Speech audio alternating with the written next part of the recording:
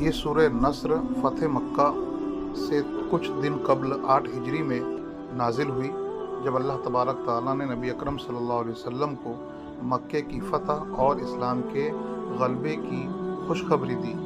اذا جاء نصر اللہ والفتح، اللہ تعالیٰ نے نبی اکرم صلی اللہ علیہ وسلم کو بشارت دی کہ جب اللہ کی مدد اور فتح آئے گی اور مکہ فتح ہو جائے گا۔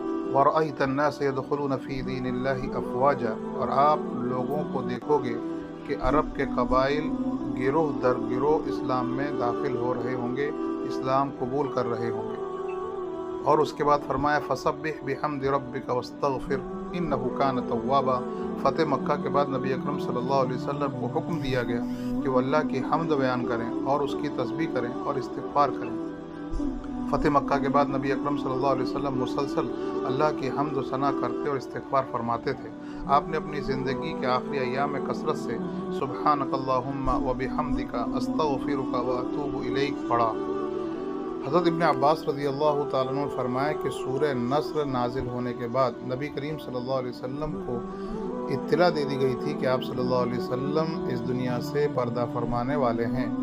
یہ صورت نبی اکرم صلی اللہ علیہ وسلم کی رسالت کی تکمیل اور امت کو الوداعی پیغام بھی قرار دی جاتی ہے۔